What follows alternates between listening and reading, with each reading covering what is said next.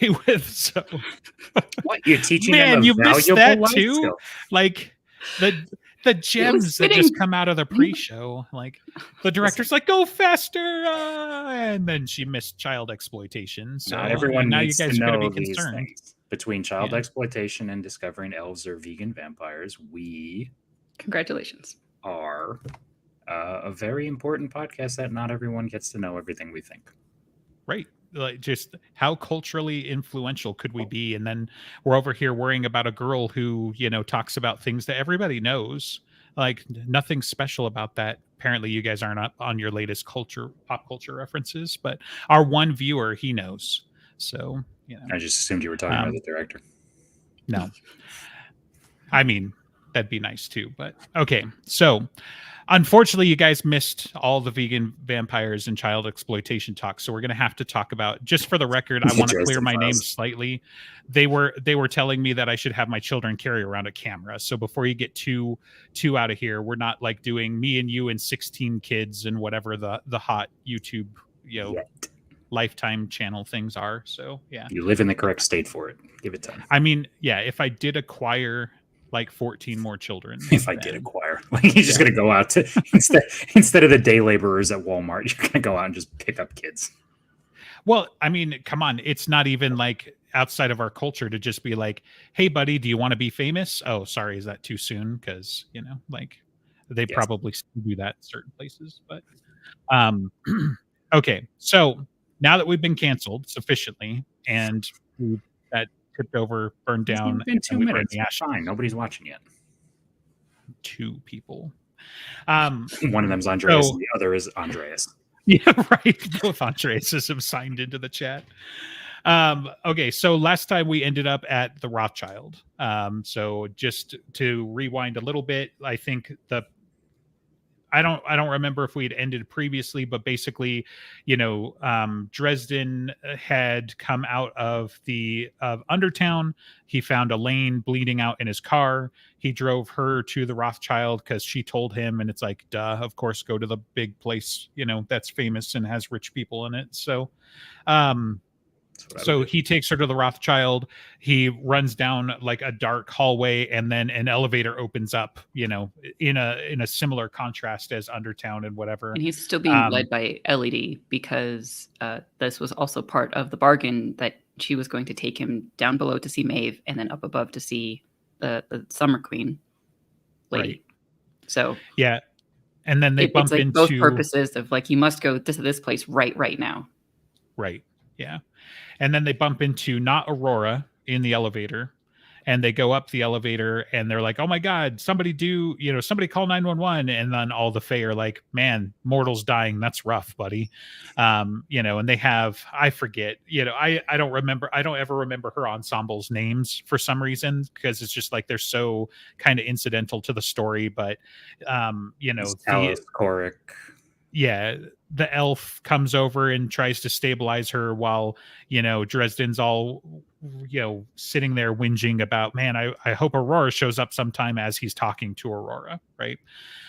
So fun reveal, whatever. Then she plays hardball with him, which was something that we had discussed last time, was that Maeve went at him, head on. She tried to bowl him over with sexy times and stuff like that. But Aurora's tactics are no less insidious, because what she's trying to do is give him respite and just be like, just take off your shoes and, rest here a week. And I can heal you, wizard, but not just the physical, but the emotional types of stuff. And, almost kind of gets him, but for similar reasons doesn't. Because he's like, yep, shit, I got a job to do. I got to get out of here. Elaine's going to be fine. And he leaves, relatively quickly. Expression of power is the one that Jim always puts up as being the more insidious one. I mean, Lara explicitly says so at the end of White Knight, of like, how do you have power? You give people what they want. Sure. And then you're the only person who can give it to them. No, and is it also White Knight, or is it Turncoat, where her mentality is, I'll kill you with peace? No, that was White Knight. So it's like, the whole same conversation. I will Yeah, I'll it's strangle you the with same kindness. the same mentality Right. where it's like, do nothing. It's fine. Yeah. They're not wrong, and you'd even expect the white court to understand that a little bit more, because if you're giving them something that they want, it's pretty close to giving them a fix anyway, right? So you're Well, the White you've Council's you've this got way them. too. They're very much in the, if we can appease, we'll just as easily just go about our business and not, Sure. none of these factions want the status quo to change. Right. Remind me, is it Lara that says the whole "I'll strangle you with peace" thing? Lara. Yeah. Yeah, she Yeah, says, "I 'cause love I'm like- peace. I love peace. I'll strangle you." Or yeah, I don't remember the exact wording, but Yeah. I don't feel like it fits with the rest of the trajectory, but it tripped my brain with the whole, like, wait a minute, like, she's trying to marry him, which is generally like peacemaking kind of thing. So either again, like, like, because I'm on Team Laura in the sense that it's like I feel like she's legit caught feelings for him, and I feel like there's evidence of this and whatever. But with the reminder of that line, like, she's freaking Emperor Palpatine if she pulls off like she's going to be the next villain and she married him. And I mean, really, is it outside of Jim's kind of thing? Because, like, we've got Grimm has a similar kind of relationship, right? Where the bad guy is also his wife, or one of the bad guys, but well, she could easily still be having that plan with the rest of the world, and like Dresden. Sure. These are not mutually exclusive things. I know. I was just thinking, like, what if that's her game with Dresden? Is that, Oh, sure.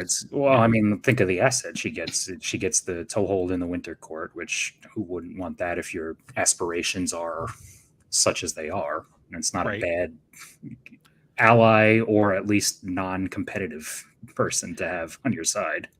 Clearly Mab is supportive of this, and I don't think it's just out of duty, like so. So marrying Dresden is the boon that Lara has gotten for That's helping true. with paperwork for Mav's agents. Right. It was just a couple of moments when they said, like, they had passport issues, identity issues, and she got the paperwork dealt with. And so now in return, she's getting protection. She's getting an actual public pledge of protection in Alliance. Those passports must have been for, like, Singapore. well, I guess it wouldn't. It would, yeah. Well, no, I was thinking like Eldest Gruff, but he's a summer agent, right? So I was like, it's got to have been somebody on that level and something that big a deal. But also, like, really, the Fae had passport issues. They couldn't have just opened a way past customs, or something. Like, Well, I mean, it might not have probably been. getting involved more in mortal affairs type thing. Like, so for example, they were dealing with the librarians. She's got all the government connections, as we know, via changes. Like, that's where her avenue's been going, that she can get like a fucking aircraft carrier sent down to South America, right? Or an airlifted helicopter. And so, now Mab's got all this stuff going on, probably in the mortal world. Like, she's got all the changeling kids to feed the army that maybe have to go through whatever they have to go through and stick around, and this, that, and the other thing. So if it's, it's probably an area that, yeah, if Mab wanted to, she could have easily, quote unquote, done it herself. But if you're looking for this quid pro quo, I would like you on my side thing, this is just as easy. Right. But that's what I'm saying is, like, did Mab truly even need the favor? How big of a favor was it? Or is Dresden just that worthless? Because it's like, we've got to have a tit for tat thing, right? So either she helped out in a huge freaking way and she's allowed to marry Dresden, or Mab doesn't value that union nearly as much, if it's just the paperwork. So what I'm saying is, like, the words they said were not what actually happened, right? There's a lot more to this than the fact that it was paperwork. It tickles me, but paperwork can be extremely important. She needs to be able to say, I own this building outright. I mean, seriously, Rashid says the same thing. Right. The Fae fucking hate paperwork, my dude. So they'll just get you married off. I think it was substantial enough, because she did get 3 favors out of it. Yes, she got 3. Whatever she did was huge. I'm gonna start spitballing that. I think maybe they're setting up their own version of Camp Kaboom with Molly's running around getting children to fund the armies that are at the gates, but they need a place to be. They cannot always be in Ferry, and they probably need specific connections in the real world. They need a place to be, so they need real estate, and they need identities. They need identities that are plausible enough. They like, so, especially with the fact that Molly being put in charge of the wedding. Like, I feel like this is also tied with Lara helped Sure. Molly make this happen for Mab. And Mab is not making a move that is going to put her weaker because she also wants the alliance. She also wants Sure. people in Team Reality. Right. Well, and I can't believe, for starters, that it's been like 3 years and we found a little dark hole of theory that we haven't explored, right? But like their winter, We weren't creative. why are we like, the only reason why we're dealing with this in Chicago is because that's where the story is set. Like if they were truly Fae and whatever, they'd be doing this in Siberia or Alaska or Canada, you know, And or they Greenland, probably are you know, taking like trips there, but field trips. Well, you also got to go where the action is, right? If everyone keeps Exactly. coming to kick down Chicago's door, Yeah. you know, they may not be in Chicago specifically. They were in New Mexico when they were training. It's even better. Chicago's already been turned into a no man's land. So it's like, if you need to train for the post-apocalypse, there is no better place to go right now than Chicago. I mean, and that's in the the Dresden Files. This stuff was already in the works before FNU came in and rocked everyone's boat, right? Because Mab knew that was the happen. beginning of Battlegrounds. Well, Mab saw what was coming in the ether, but not necessarily getting kicked through a wall by a Titan. Well, sure, there were specific details that eluded her, but she did fill a bean entirely with weapons. So right, and she knew Chicago was going to war. She had Molly going to Alaska to pick up these kids for the game. Like she sees the wheels turning for whatever's coming, even if you don't know the specific. It's like, well, we got to be prepared. Here's the moves we're going to make. I'm going to make somebody squee for just a moment, and it's because I started watching the show. But what I'm hearing is that Mab is an expert in psychohistory. You're welcome. For that one fan who's listening and cross-pollinated with Foundation. Yeah, but that show sucks. So. Damn. It's hard sci-fi. Is that why it sucks? Or no. It's like, so from what I understand of the series, I feel like they deviated too much, but I don't understand much of the series. So I watched like one episode. It's like, okay, this is interesting, but I feel like they are promising that they're going in the wrong direction, and therefore I've just never bothered. Well, yeah, they're very much have sexed up the show because, guess what? Back in the 60s, like, and whatnot, then it wasn't as nearly as exciting as we need for, Apple TV's kind of like the new HBO in a way, so. But yeah, so there's definitely some of that, but the broad points are there and the psychohistory references there. So you're welcome. Okay. I would love to do that, but we're dangerously close to turning all of this into like 2 different shows rather than focus on what we're supposed to be doing. Change the title. Right? It's not hard. Okay, so this is while we were recording part XD6. No, this is just Dresden. We found a nugget of things to talk about at Battlegrounds, and here's also some Foundation that none of us have watched but you. I've watched I think just the one episode actually, yeah. But so even better. So yeah, so that's why I'm like, I'm not going to fight this battle, but yes, like I've done some of the reading and some of the stuff, like, on the trivia and whatnot. And yeah, the fans aren't like super impressed, but whose fans have enjoyed, having their shit adapted lately? Hopefully ours, because that's what we're doing. Ooh, did you like how I turned that around? League of Legends. They're very happy with Arcane. Oh yeah, that's fair. Okay. Yeah, the one thing that they got. So hey, listen, that's one more than most people. At this point. Okay. Let's see. Maybe his Dark Materials, but I that was a weird show. I only watched the first season and I didn't quite gel with it. Yeah. I don't know why I bothered. I think that was the one they did the movie, right? And then the Golden Compass years ago. Yeah. Yeah.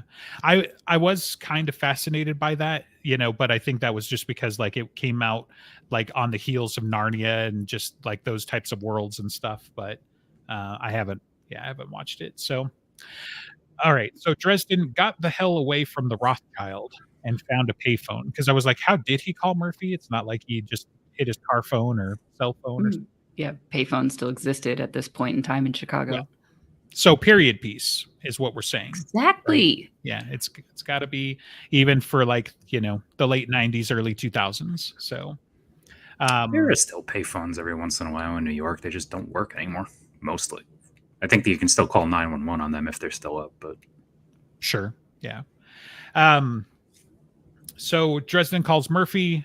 He's, freaked out, kind of in over his head, and he needs backup. And I need to find where I stored my notes. No, this is Summer Night, not backup. Right? Yeah. So yes. I mean, he's having an epiphany of like he needs a friend. He needs someone who can actually like talk to him about things. And this is one of the best moments of their relationship, of like the pivotal thing of he actually just tells her everything, and like, here's everything that's going on. I don't know what to do. And like treating her as a partner and an equal, instead of, oh no, I have to protect you from this, even though you're capable of protecting yourself. As we've seen several times, she is capable of protecting herself against gigantic supernatural creatures. And so giving her more information is empowering her to make better decisions and not keeping information away from her, which in part leads to shit like what happened with Susan. Meanwhile, the werewolf's been asking him all book to help. Yeah. No, I'm going with the midget. I mean, the werewolves do get to come back, but listen. Yeah. Just saying, you wanted a friend. They're still in guy college. from the first chapter who wanted to help you, and you're just like, no, I'm going with the tiny person. He addresses that though, right? Like, and that's, that's part of it too, is that he brings her in and she says, why now? And he's like, because the only person who's helping me is a rookie that doesn't know enough, and he's going to get himself killed. And you've at least seen some shit. And you're 3 days from retirement. So yeah, right. 3 years, but yeah. That is definitely a better choice of like someone who has experience in dealing with crises versus the kid who's still in college that's like, yeah, I'm invincible. I'm just going to go do everything all at once. And like, yeah, so what? I'm going to die? Sure. And like, versus Murphy has had damage, has lost people, understands the ramifications much better. It is a better choice to bring her into the fold versus spilling everything to Billy. Although, yes, that needs to happen eventually. And it does. Two important points here for Dresden is that, one, Billy has literally almost gotten himself killed like 3 times this book, right? It, like, not in flashy ways, but in subtle ways, that if Dresden hadn't bumped his elbow and vice versa, to be fair to Billy, that if Billy hadn't bumped Dresden at times, that, they would have died. And the other part is that Dresden is bringing her up to speed, but he is not asking for her to go in guns blazing. He's asking for her help as a detective, and the difference is, though, that whether he says it or not, he knows that it's a slippery slope and that this is potentially going to get her ganked at some point. But also she could make that a lot worse, because one of the criteria is like, you can't bring in SI, at least not overtly. You can't round up the posse to go hunt monsters. And well, why not? Because they'll kill you, or they'll make you wish you were dead, or they'll frame you, or they'll get you arrested or fired, or a dozen other things that basically end up with you still in a ditch somewhere, and that's one of his criteria. So, and this gets reiterated a bunch of times. I think in Death Masks, in Proven Guilt, maybe not Proven Guilty so much, but which one am I thinking of? Small Favor. Where it's like, her first instinct is, let's, terrorist, bomb threat, we're calling the troops. It's like, chill. Right. I mean, she has a point in that perspective. Right? Sure. Well, yeah, it's a little easier in Death Mess when they're at the airport, for instance. Situationally, it makes more sense. Right. But what Dresden is afraid of, and hasn't said here anyway, is that what the supernatural community is afraid of is a second Inquisition, which is kind of funny because, like, most of the people involved in this book, especially like the Fae or whatever, they could just like pull up stakes and go home, right? Like, they don't have to be at the Rothschild. They don't have to be in Undertown or whatever. Wonder is, I mean, yes, they have things like Arctis Tor, Arctis Menora, but because they are between worlds, they might have penalties for not being in the real world at certain points. They might need to travel back and forth in that way. And so they might need paperwork to say, I have this apartment and it's mine in truth. Well, yeah, it's probably both an instinctive pull. Like you have the pull that each of them will get pulled to one of the courts during the war, for instance. They probably have a pull to the mortal world. And that's how just they get part power. of their nature. That's how they make children. That is. So elves are vegan vampires, and the Fae are whales that have to surface in the mortal world periodically to get something, you know. But the kids thing, actually, I mean, that kind of makes sense, right? Like they probably don't like. Do we know? We don't know of any that have procreated, you know, without having a human involved, right? They explicitly Like, say so. They Yeah. must have children with humans. That is how they make Right. changelings. Well, yeah, they say yes. We have our Yeah. children with mortal. I don't remember if it's this one or if it's Cold Days where Mother Summer says it, but you know, Sure. have that Which we'll conversation. get there In 3 maybe years. today, but yeah. Well, let's see. It's And I either don't mean Cold Days. I mean, we'll get to talk to them this book, you know, is what yeah, I it's mean. just a matter of So, whether or not that conversation. I think it's Cold Days, but sure. so yes, 3 years. Yeah, it's kind of interesting too, because like, I mean, obviously it's magic and it's fantasy and whatever, but like even most traditional fantasy, when you're a changeling, you don't tend to lose your human side, but they at least like to pretend or talk about the fact that it's like, no, like Mab is Fae now. She is a she, even though she was born immortal, you know. And you know, yeah, so I mean, I guess we've got all of those hints, but that's never how the language presents, right? Well, she's also got the big influencing factor of the huge mantle on her shoulders. Sure. That would turn, and you know, there's a pragmatic sense to the Fae wanting to be in the real world too. One, you get the experience. Two, you get the tether that you need to stay Right. connected and relevant. And we have all of these pieces too, because Molly's the same way, right? Like they basically said that like Molly is becoming less like Molly every day and more like Maeve or the mantle, you Right. know, the mantle of Lady. And so, you know, there's a time limit on, you know, her being able to shirk that mantle. Well, because even Mab is saying, you know, she's not ready to take on one, my role yet, because she's still too much herself. Mm-hmm. And two, to add to that would be like, you know, drowning and then throwing a stone on top of her. I do think that's Well, an intentionally incorrect framing. We're never going to get to Summer Night at this point. But yeah, the hints of like Molly is challenged by Mab for having the connections to her family, but that connection to her family is the reason why she's fighting, like to actually protect people. Like that has Sure. given her the correct foundation to be able to make the decisions of what happens to everyone else's family. Like it is what's a good word? But it's like a facade of the argument of like, oh, you need to be less human. No. She needs to be more than human. Well, yeah, Right. it's a bucking the establishment, which is all this series does. You know, it's the whole supernatural world is changing. It's all these rules and elements are changing. It's this whole element of the Starborn. It's, you know, this is a path Mab probably never had, so she never even considered it a possibility type deal. These are all upheaval Sure. things that are, by the end, will probably have thrown the status quo into the garbage in a great many ways. I mean, that's wild to think about too, because not only did he have to establish all of these rules and laws within his world and everything, then he's like, then let's fuck them up over the course of 20 books. And like, that's the story, right? That's a big chunk of the story. So yeah, I mean, sorry you guys came to the Dresden Files podcast and I said something amazing about the author, but that just like baffles me. But one thing I was going to say too about Molly and like her being in the mantle and stuff like that is that she's been eating Fae food all this time. You know, I gotta imagine they don't just ship in mortal fare for the got Lady. her and a ring pop and fucking what was it? But hazelnut spread. Exception, not a rule, right? What is she eating on the day to day?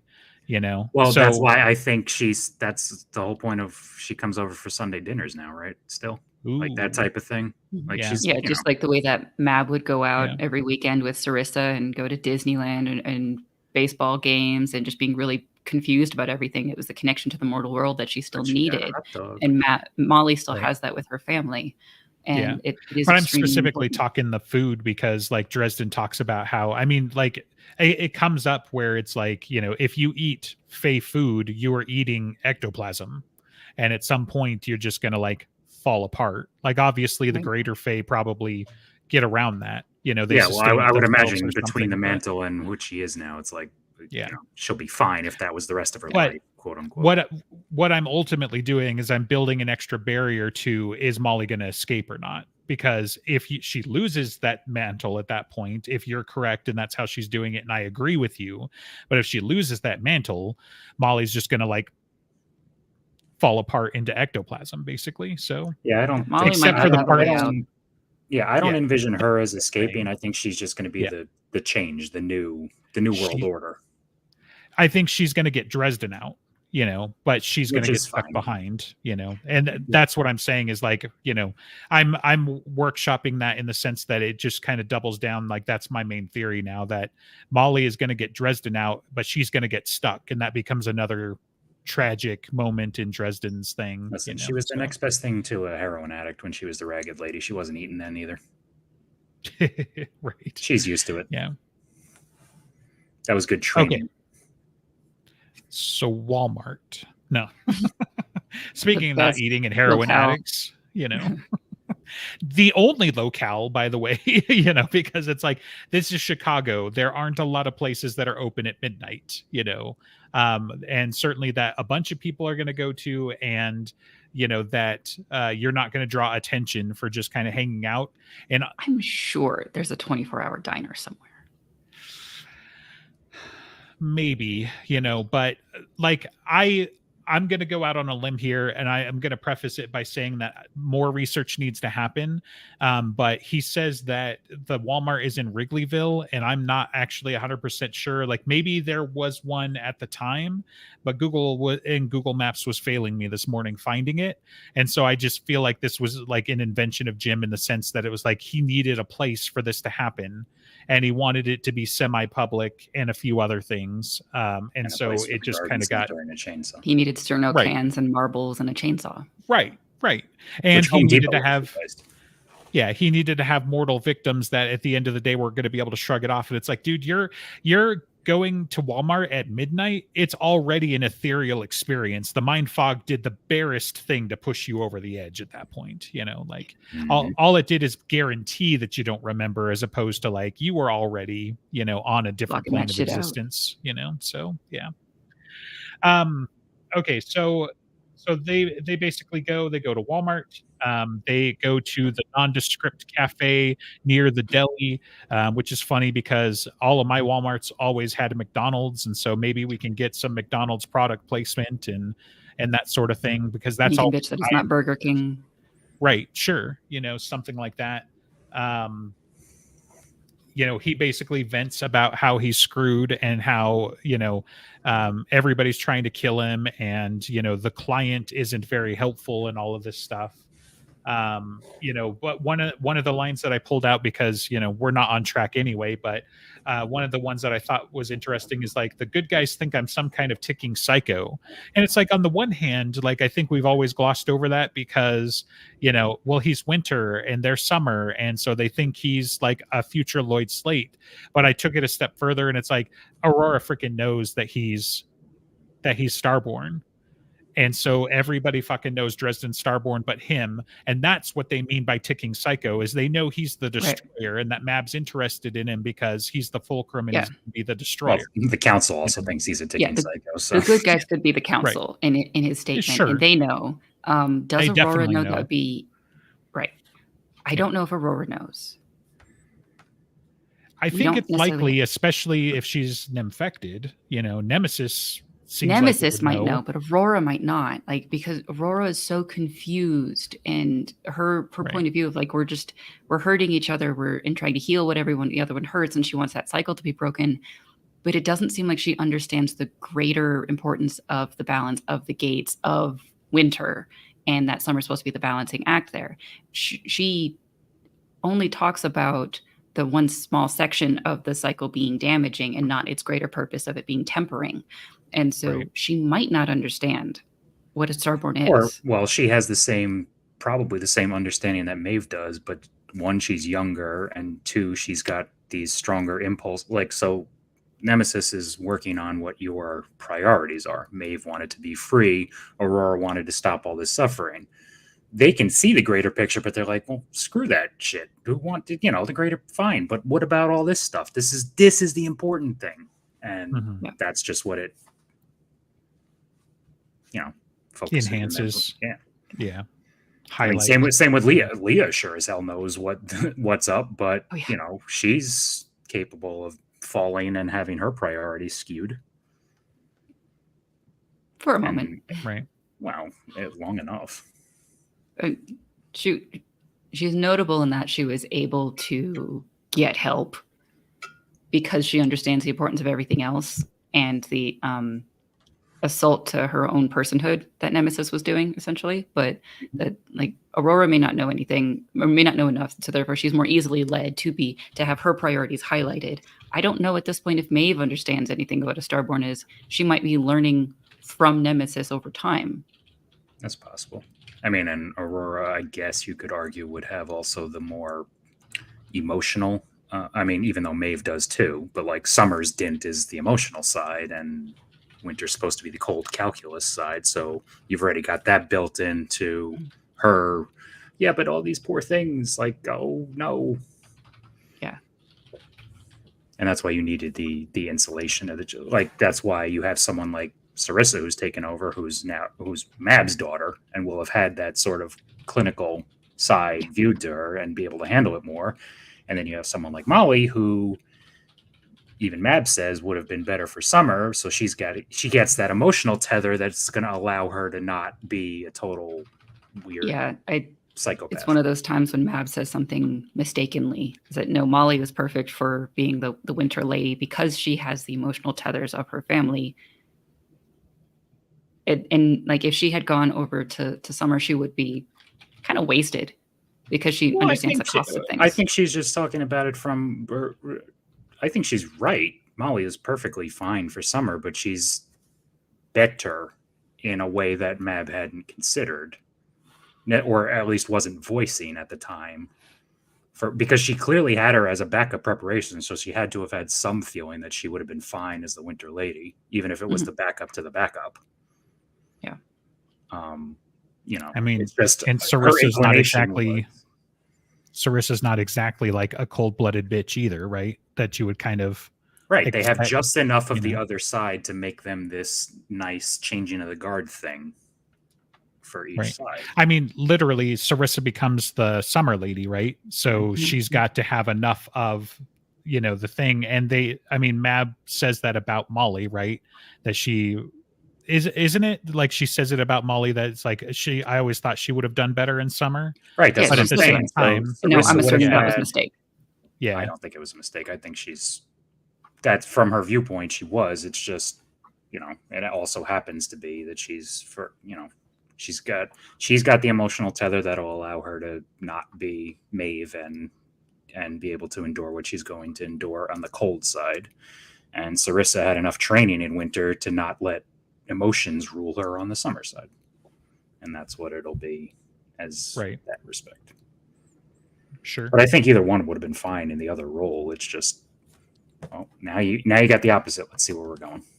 I mean, I do still disagree with that, because I think Sarissa as the Winter Lady would not have worked out well, because she would still have been running away from the duties of a Winter Lady because they're distasteful. She really wanted to be left alone. As the Summer Lady and trying to do healing, it is a different kind of task that I think she is more capable of doing, instead of stealing children away to put them in an army. Right. I mean, fundamentally, like, I'll be frank, I was having a super nerdy conversation in the comments, and I'm only half listening, right? But like, so Sarissa, like, what's the point I'm making here? So like, the running away from her duties, the healing, and I just completely lost it. So well, I mean, she was being prepared and she knew it. So even if it wasn't the perfect role for her, she seemed like she was at least relatively on board. Right. Well, my point was going to be that, like, Mab is incredibly intelligent. There are certain things that she has virtually an intellectus about relating to her court. That does not mean that Mab is infallible. Right. And so Mab can be wrong. And so I feel like that needs to be just like stated, that it's like, we can't dismiss it out of hand, that it's like, well, what if Mab was wrong? Yeah. I mean, that's probably like exactly what's happening. Is that Mab wanted her daughter the around. way she wants it to be. She saw what she wanted, and she let that blind her, which is ironic, because the only thing is, the blinder to me is not as so much as wrong. It's just maybe more wrong than, so like, this would have been okay there was just a better solution that maybe she didn't consider because it wasn't in her calculus to, one, she wouldn't have thought that, or two, she just didn't want to see it that way. Right. And I mean, it's entirely possible that somebody like with as much time and intelligence as Mab, she's got, and we've seen Jim write it for a bunch of things. She's got A and B and C and D and E and F plans. And this might have been like G or H, or something just so far down on the list. It was a plan. Therefore, she had to have at least considered that this would be okay too. Sure. Yeah. In the same way she had a plan, she has a backup plan as Thomas as Knight, right? Like that's not her ideal plan, but she has a plan, and it probably would have worked in a different way. And again, she puts the emphasis on having a human connection. Right. Mm-hmm. That it's not that he is a monster. It's not that he is a vampire. It's that he is in love. And that is a human connection that will drive him as a foundation to be able to make decisions to protect people. And she keeps getting challenged by Dresden on this. Like she sees the human side as the way in and how she can manipulate or control or make you what she needs. And Dresden's the one that keeps bucking it and saying, no, this is what's making me do things for you in a way that maybe you hadn't thought of, but make me worth your time. And she keeps conceding that point more and more as time goes on. So she's chosen to have her counselor, that like the one that challenges her, and so that they can actually get to a better, instead of giving into her whims, because she is also fighting the mantle. You need your quote unquote hand of the king to be someone who can, even if it's behind closed doors, be like, you're fucking up. Mm-hmm. And even if you are ultimately right, you're right because you chose this person to tell you you're fucking up. This is how you keep winning, even when you don't necessarily make the right decision yourself. Right. Yeah, she's a decent boss. It's been clear. I mean, everybody needs their head smashed in an elevator at some point, right? Well, Dresden needs it twice, it's been very clear that she picked Dresden for his, for his other qualities. Like obviously his immense amount of power in being a wizard is not, a small thing to her. Yeah, and the fact that he's a Starborn and everything like that. But that seems to be like a nice bonus if she's just willing to say, your brother will do. She seems to be able to get around that, or at least think she can get around that at some point, or she's just lying and using it as leverage. Well, I guess not lying, but exaggerating and using it as leverage for, sorry, I'm using the Spock definition of lying, well, I mean, we got to consider, think of all the knights that just were normal people who devolved into being serial killers that we get the list of later on in life, and Lloyd Slade. Right. And it's like devolved into like, that wasn't the primary attribute she was looking for. Well, that too. But it's, even if it's the primary attribute she's looking for, like if Dresden just became that guy again, she would probably be immensely disappointed because it's just more of the same. This isn't what he's worth the time in a way she's not admitting to him until later. Right. But is obviously worth it because she was waiting this whole time for him. Right. Finally. Yeah. Okay. Well, 38 minutes. We've made it 4 lines through my notes, my copious amounts of notes. So I'm going to forcibly steer this back. You said, and I quote, I wanted more time to read a chapter a day. So yeah, that's not how that it's vaguely what I recall. Vaguely, I will agree with you. Those words were all present, but that was not the meaning applied to them. So from a certain point of view. Okay. So in here that we get the sunny, always sunny in Philadelphia. Harry tells Murphy about everything. And then because they're terrible, I put in notes that we're going to do a star wipe transition, which is funny and not going to happen, but it would be funnier and a little bit more accurate if we did a montage of them sitting there drinking coffee for like 3 hours and the coffee cups just start stacking up, because he tells her everything. And it's like, we're only in book, 3.5 and whatever, but, like everything is a lot, so it's like in the beginning, Merlin laid down the laws of magic. I'm just kidding. He doesn't tell her that apparently, because 5 seconds after this, he's like, it's a mind fog. That's illegal. And she's like, a what now? And the what now? The laws of magic. The what now? So that's kind of where it goes. Maybe it's more that Harry spills his baggage. Sure. Again, because, Aurora helped him break the dam, but yeah.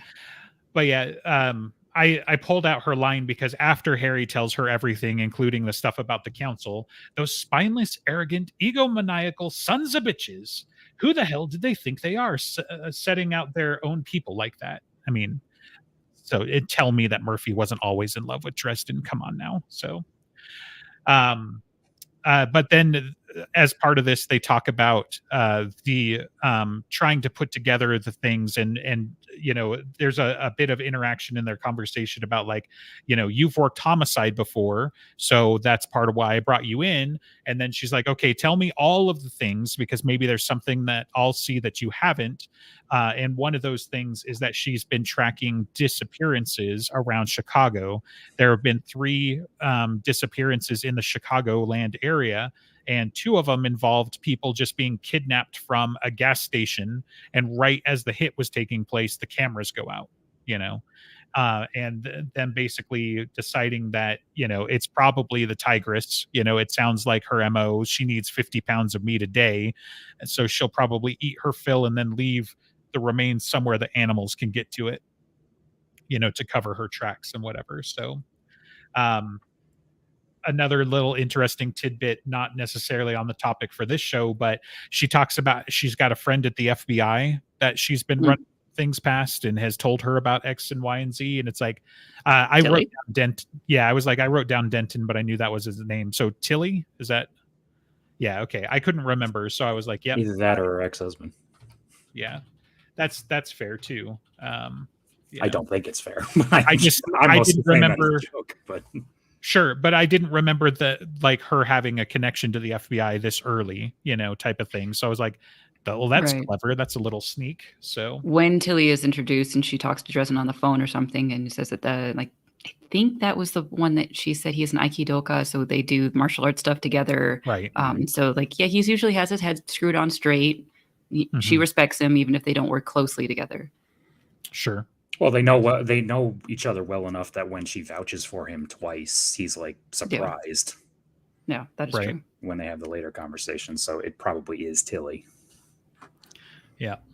Sorry, because this is how, you know, I always took it, so I'm going to put it up on the big screen. So. Oh, well done. I like it. Okay, so. And then she's going down like this. Murphy's going down the suspect list, and you know, one of the ones that she asks him about is like, you know, how do we know that Mab didn't do it? And he's like, well, I don't know. She didn't out and out say it, so I guess she could have.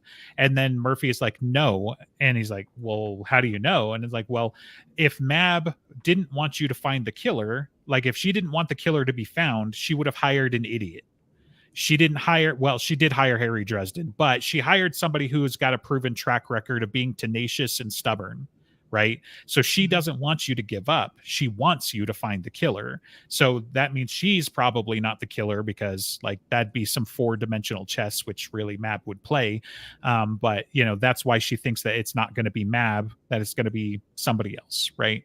And Murphy grills her on Aurora. Well, not. Yeah, I mean, Aurora and Maeve, and especially Slate, because, you know, and going down the reasons why Dresden's so obviously a bad guy. Out.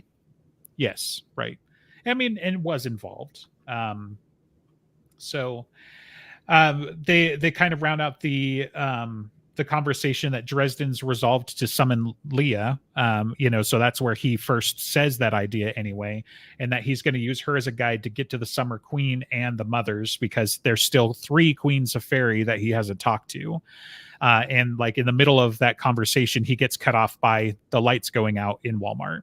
And then he sees the silver mist, and you get a couple of like frantic customers or workers like running and getting enveloped by the mist and just turning into like drooling idiots, which is, you know, a nice change of pace for a place like that.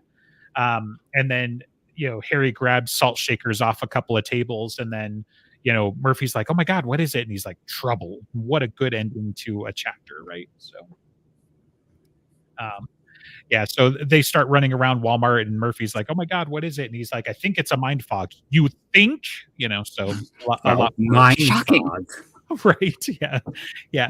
There's a lot of Harry showing his inexperience in this scene because he makes a lot of educated guesses, but he hasn't actually like experienced some of this. And so, they're running around through Walmart and they're trying to find exits. And he tells her the whole bit about the laws of magic and like it's illegal. And she's the laws of what now? And he's like, that's not important right now, type of bit. And they try several exits to escape.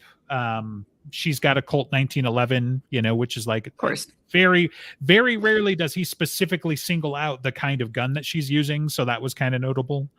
I mean, it's a good choice, but it's still very large for her. Probably. Yeah. So she gets a bazooka later. Come on. Right. Yes. Yeah. Which is comical, but like a 1911 is large for me, and I'm like 6 inches taller than her. Yeah. Okay, but have you considered that she's a superhero and you're you?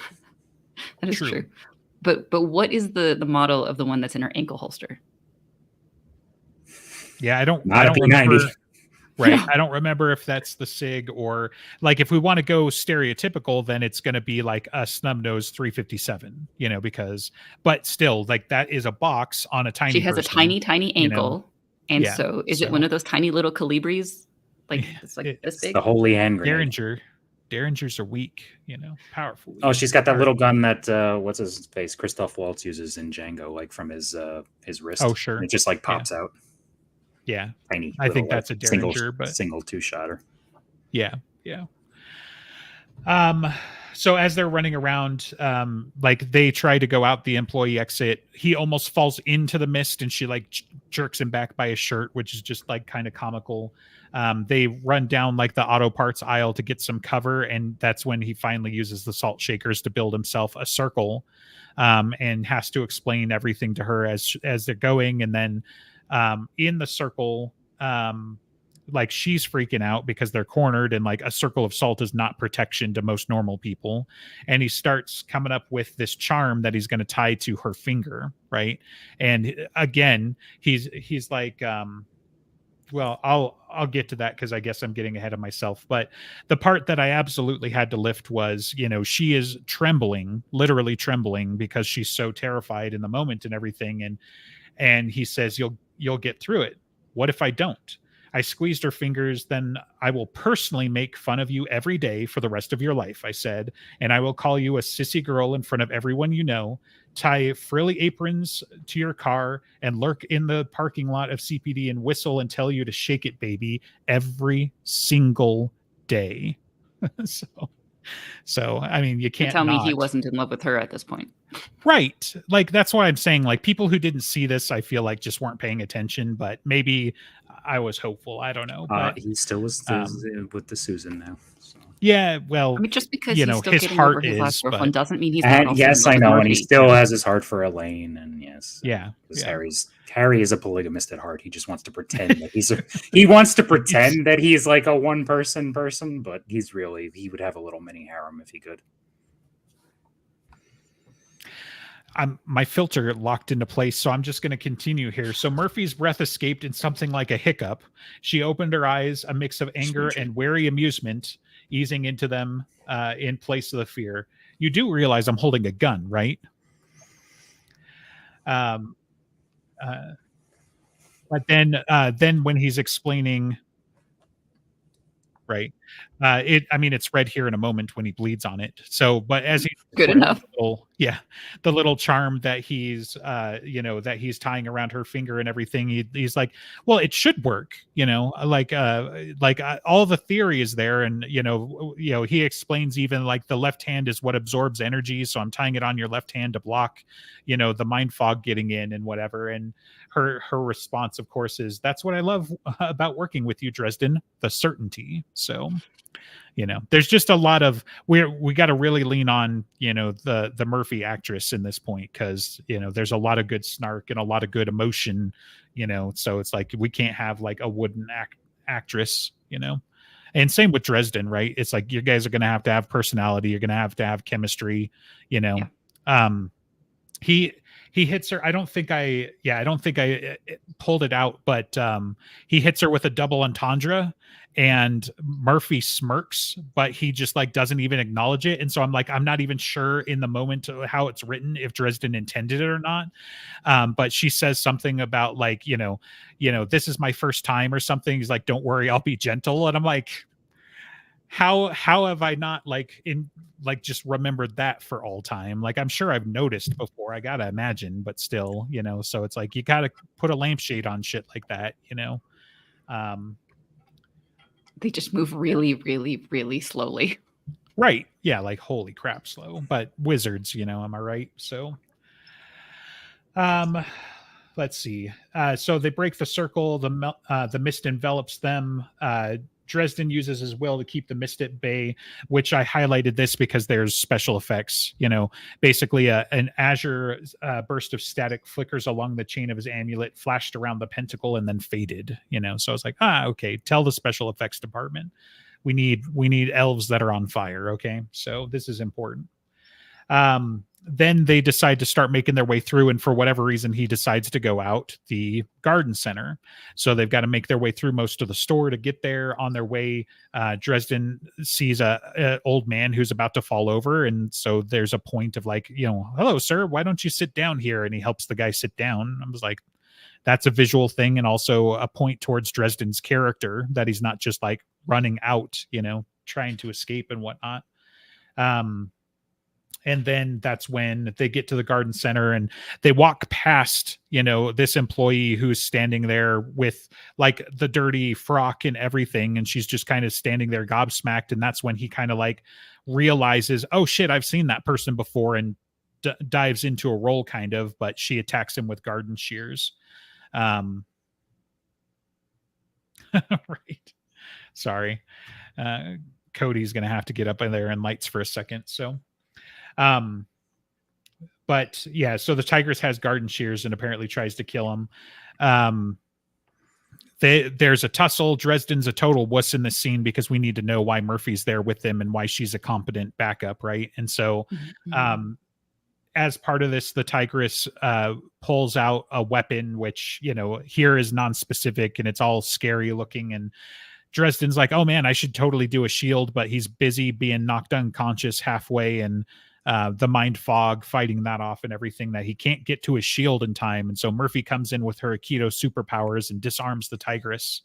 But the gun still goes off in the struggle. Oh no, he does describe it, because it's like, it looks like it's a snub nose revolver, but probably high caliber because she's swinging it slowly. And I'm like, she's a ghoul, but whatever, but it goes off in the struggle as she gets disarmed and everything. And then,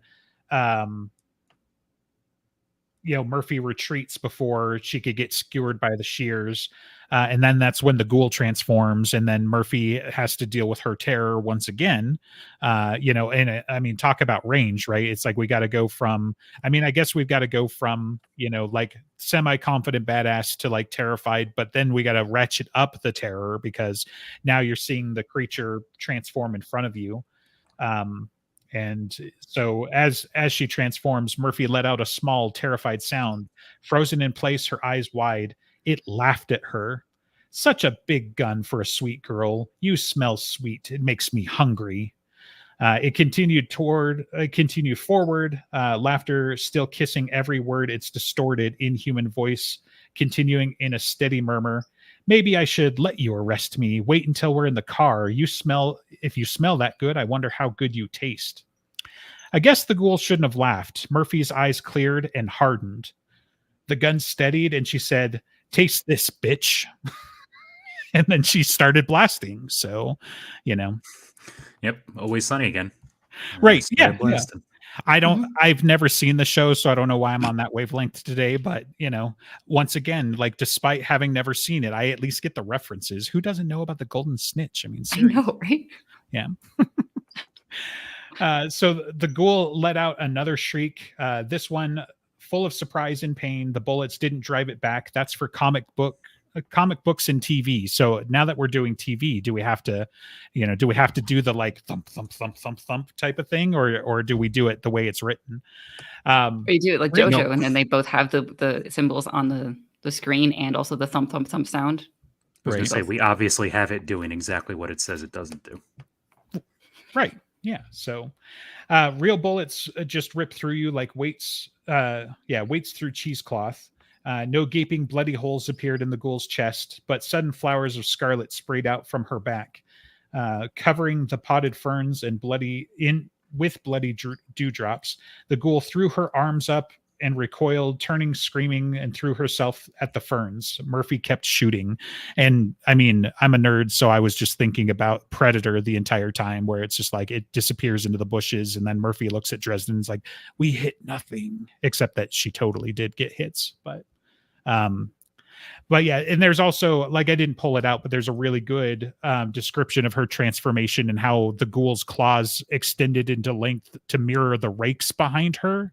And so it's just like, well, that's a fun visual, and just, I can imagine this like 6, 7, 8 foot tall, just hideous looking creature, just like towering over Murphy. I don't know if she is that tall, but like it gives the right visual of just like, it's a monster now. It's not a person. This isn't just like a deformed person. You're not going to make that mistake. This is a monster out of nightmares, even though it's a ghoul and it's one of the least, that you're going to come up against, kind of scary, but yeah. So she chases her into the ferns and everything. And where did the marbles come in? Because that happens like, I don't remember if it's before or after Dresden like closes the fence on the Chlorofiend and and whatnot. So yeah, like, all right.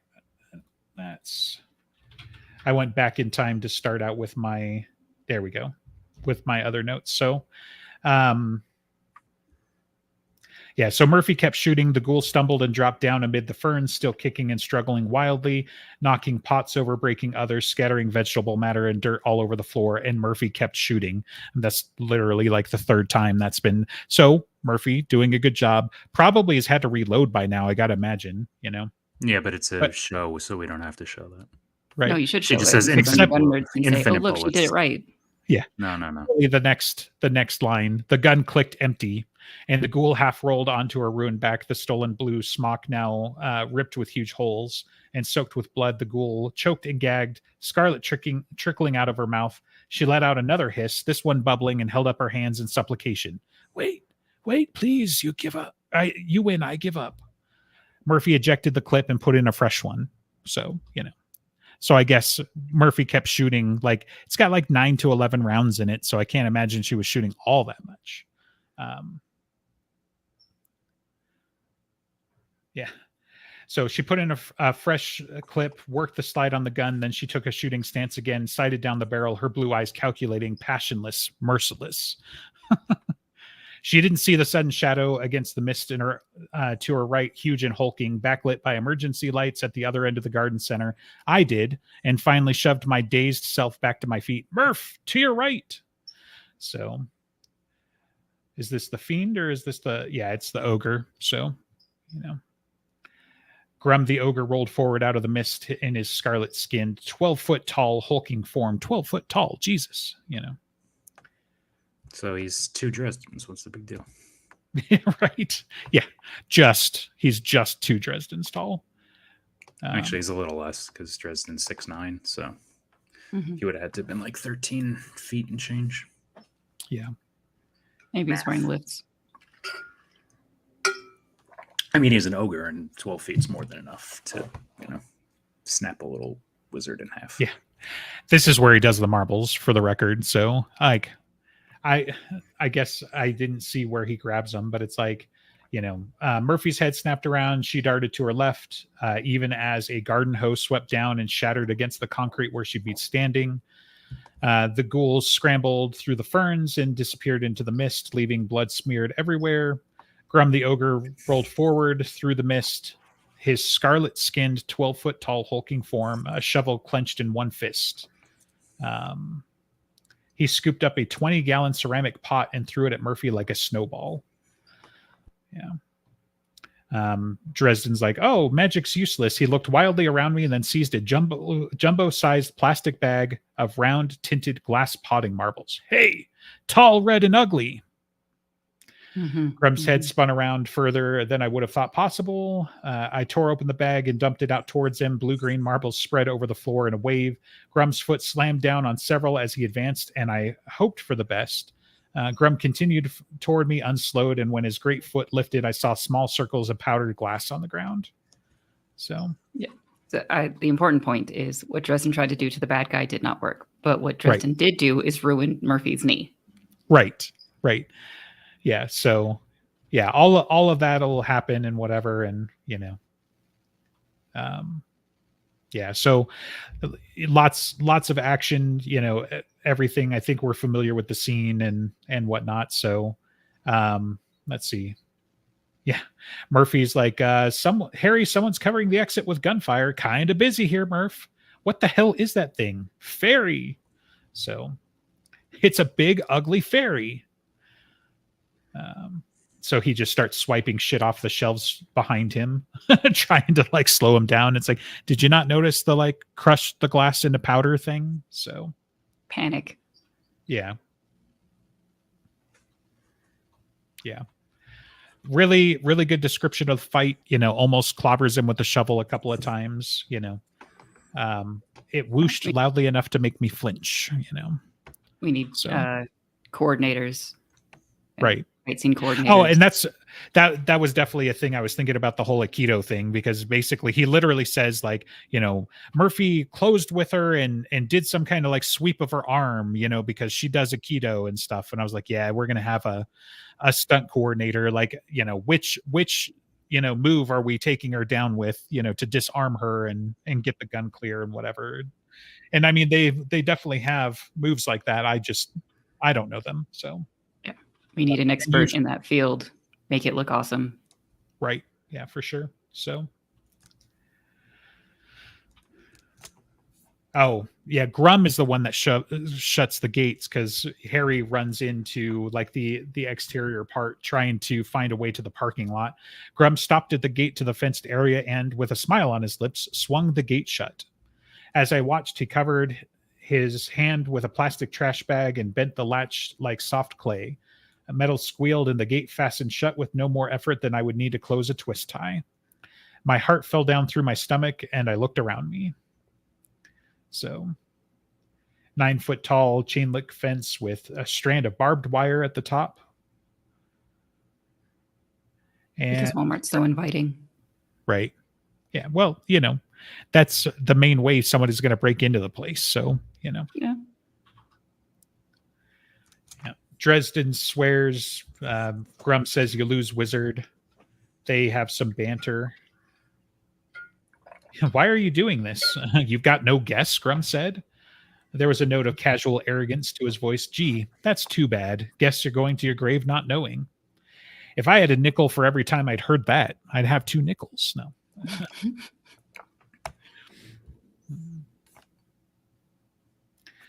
Dresden's thinking about and looking for ways out.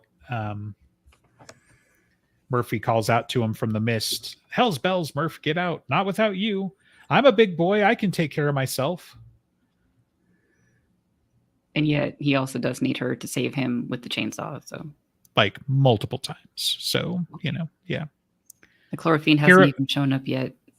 No, yeah, that's what I'm looking for. So yeah, it's like I was looking at a face full of barbed wire and pushed at the fence with my toes. Then I felt something wrap around my ankles. I looked down and saw a branch wrapped around my legs.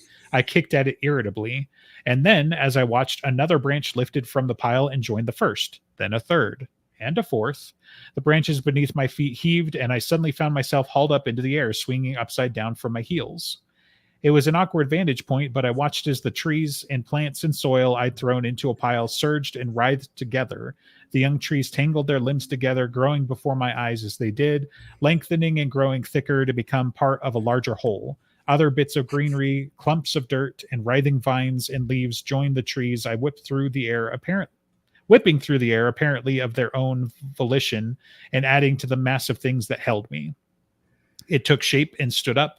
An enormous creature of vaguely human shape made all of earth and root and bough, twin points of brilliant emerald light burning in its vine writhing, leaf-strewn head.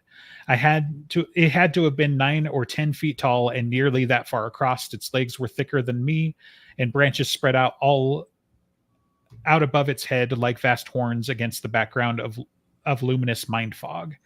The creature lifted its head and screamed, a sound of tortured wood and creaking limb and howling wind. Stars and stones, Harry, I muttered, my heart pounding. When will you learn to keep your mouth shut? Never. That's the end of chapter 19, so I figured we might as well end it. So, all right. So chapter 20 will open with you need to have proper names for things. And so as I'm being swung around by this monster, I'm thinking, Chlorofiend. Once again, you might be wondering how I got into this mess. So, Yeah.